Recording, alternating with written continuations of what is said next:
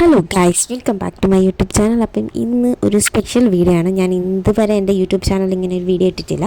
വേറൊന്നുമല്ല, നമ്മുടെ സ്വന്തം ജില്ലക്കാരുടെ സ്വന്തമായ ആറ്റുകാൽ പൊങ്കാലയുടെ തലേ ദിവസമാണ്. അപ്പോൾ അതിൻ്റേതായിട്ടുള്ള കുറച്ച് പ്രിപ്പറേഷനും കാര്യങ്ങളൊക്കെ എങ്ങനെയാണ് ഓട്ടപ്പാച്ചിലൊക്കെ നമുക്ക് ഈ വീഡിയോയിലൂടെ കാണാൻ പറ്റും. അപ്പം ഫസ്റ്റ് ഓഫ് ഓൾ ഞാനൊന്ന് ഫ്രഷപ്പായി ആദ്യം തന്നെ വണ്ടിക്ക് പണി കിട്ടി ഗൈസ്. എന്ത് വിധി ഇത്!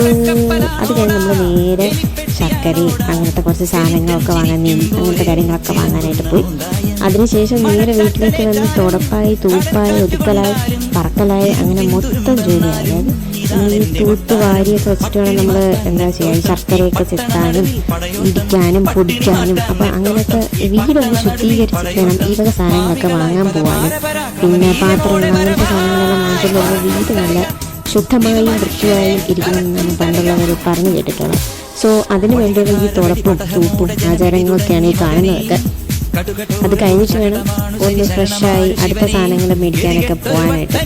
അപ്പം അതിനുള്ള ഒരു തിരുക്കമാണ് ഈ കാണുന്നത് ഗൈസ്. ഞാൻ ഇതുവരെ എൻ്റെ യൂട്യൂബ് ചാനലിൽ ഇങ്ങനത്തെ ഒരു വീഡിയോ ഇട്ടിട്ടില്ല. കാരണം ഞാൻ തിരുവനന്തപുരം ജില്ലക്കാരിയായിട്ട് പോലും എനിക്ക് ഇങ്ങനത്തെ ഒരു വീഡിയോ എടുത്തിടാനുള്ള സമയം കിട്ടിയിട്ടില്ല.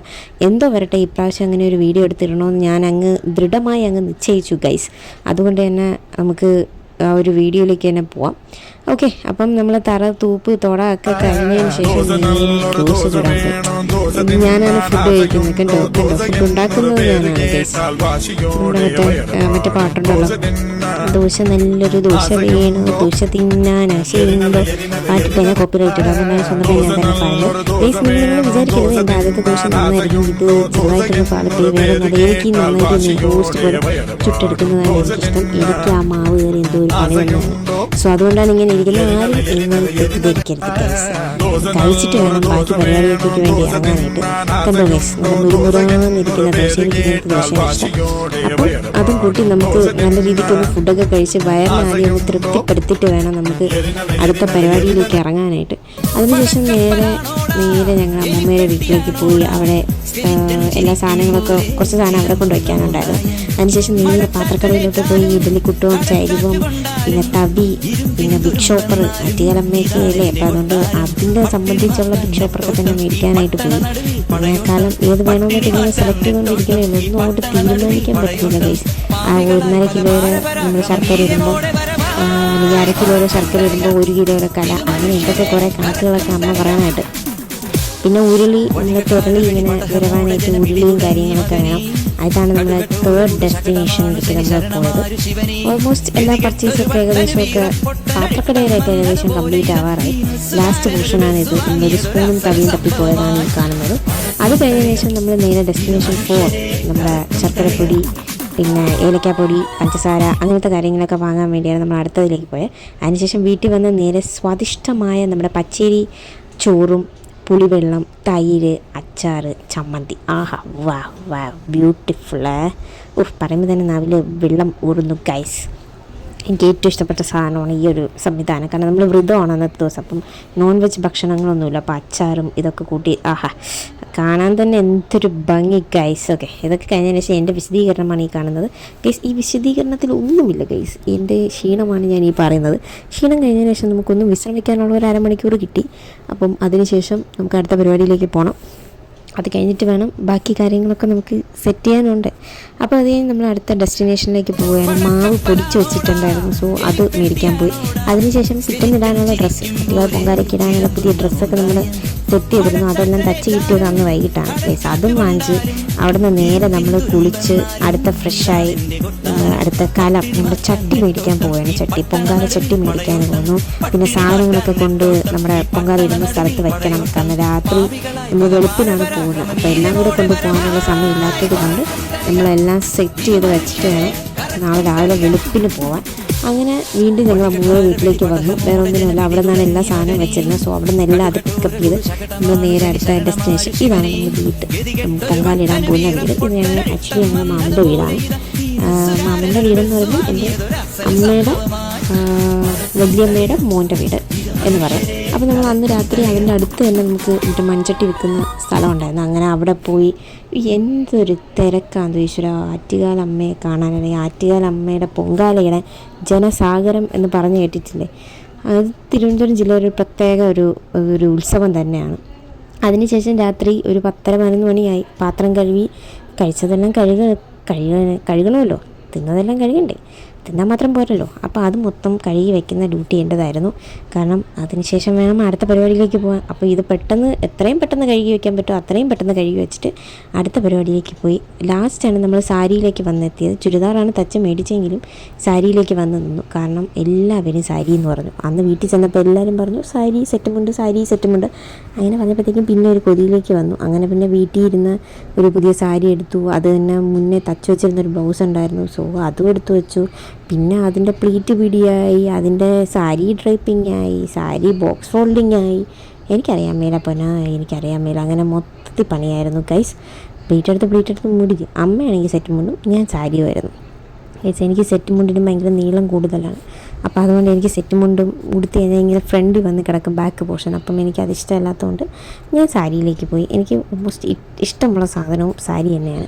അങ്ങനെ അമ്മയുടേത് ആദ്യം എടുത്ത് വെച്ച് കഴിഞ്ഞാൽ അമ്മയ്ക്ക് സെറ്റ് മുണ്ടും ആണല്ലോ. അപ്പോൾ ആ മുകളിലത്തെ ഭാഗം മാത്രം ഇതെടുത്താൽ മതിയല്ലോ പ്ലേറ്റ്. അപ്പം അതുകൊണ്ട് അമ്മയുടെ എല്ലാം സെറ്റ് ചെയ്ത് വെച്ചിട്ട് വേണം അടുത്ത എൻ്റെയിലോട്ട് കിടക്കാൻ. അമ്മയുടെ ഓൾമോസ്റ്റ് എല്ലാം സെറ്റായി മടക്കി ഒരു സൈഡിൽ വെച്ചു. എൻ്റെതാണെങ്കിൽ ഞാൻ ഫ്ലഫി പ്ലീറ്റ്സാണ് എടുത്തത്. ആദ്യമായാണ് ഞാൻ ഫ്ലഫി പ്ലീറ്റ്സ് എടുക്കുന്നത്. എനിക്ക് അത്ര പരിചയമില്ലാത്തൊരു അറിയാം, പക്ഷേ ഞാൻ ഇതുവരെ ഒരു സാരിയിൽ അങ്ങനെ ചെയ്തിട്ടില്ല. എനിക്കെല്ലാം മറ്റേ സിൽക്ക് ടൈപ്പ് സാരിയായിരുന്നു. ഇത് അറ്റ്ലീസ്റ്റ് ഒരു കോട്ടൺ ടൈപ്പ് പോലെ ആയിരുന്നു. അപ്പം അതുകൊണ്ട് ഹാഫ് കോട്ടൺ ഹാഫ് സിൽക്കായിരുന്നു. അപ്പോൾ അതുകൊണ്ട് പെട്ടെന്ന് എനിക്ക് ഫ്ലഫി പ്ലീറ്റ്സ് ഒരുപാട് എടുക്കാൻ പറ്റി. കാരണം അതിൽ ബ്ലൗസ് വെട്ടിയിട്ടില്ല. അപ്പോൾ അതുകൊണ്ട് നമുക്ക് കറക്റ്റായിട്ട് എനിക്ക് ഒരുപാട് ഫ്ലഫി പ്ലീറ്റ്സ് കിട്ടി. എനിക്കത് ഭയങ്കര സന്തോഷമായിരുന്നു കേട്ടോ. ഞാൻ ആദ്യമായിട്ട് എടുത്തിട്ടും ഞാൻ ഉടുത്തപ്പോഴും എനിക്കത് നല്ല ഭംഗിയാണ്. ഞാൻ എൻ്റെ ലാസ്റ്റ് എല്ലാ ഫോട്ടോസും ഞാൻ ആഡ് ചെയ്യുന്നതായിരിക്കും ഗൈസ്. അപ്പം പ്ലേറ്റെല്ലാം എടുത്ത് നടു ഒടിഞ്ഞ്. കാരണം അത് ഏകദേശം എനിക്കൊരു 10-12 പ്ലീറ്റ്സോളം ഉണ്ടായിരുന്നു, ഫ്രണ്ട് മാത്രം എനിക്ക്. അപ്പോൾ അതുകൊണ്ട് അതെടുത്ത് മനുഷ്യൻ്റെ നടു ഒടിഞ്ഞു. കാരണം എനിക്ക് പ്രത്യേകിച്ച് ടേബിളൊന്നും ഇല്ലാത്തത് കൊണ്ട് ഞാൻ കട്ടിൻ്റെ പുറത്ത് വെച്ചാണ് എല്ലാം ചെയ്യുന്നത്. അപ്പം അതിൻ്റേതായിട്ടുള്ള ബുദ്ധിമുട്ടുകളും സ്ട്രെയിനും കാര്യങ്ങളൊക്കെ ഉണ്ടായിരുന്നു. ഇതെല്ലാം കഴിഞ്ഞിട്ട് വേണം എനിക്കൊന്ന് കിടക്കാൻ. മണി എനിക്ക് തോന്നുന്നു ഐ തിങ്ക് സോ 12 1 മണി എന്തോ ആയി.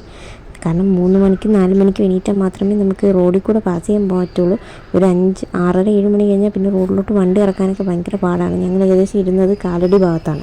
അപ്പം അതും അമ്പലവുമായിട്ട് വലിയ ദൂരമില്ല. അപ്പോൾ അതുകൊണ്ട് നേരത്തെയൊക്കെ റോഡൊക്കെ ക്ലോസ് ചെയ്യും. അപ്പം ഭയങ്കര പാടാണ് പിന്നെ അങ്ങോട്ട് പോകാനൊക്കെ. അപ്പോൾ അതുകൊണ്ട് പെട്ടെന്ന് തന്നെ ഒന്ന് ബോക്സ് ഫോൾഡ് ചെയ്തൊക്കെ വെച്ച് കവറിലൊക്കെ ആക്കി സെറ്റ് ചെയ്യണം.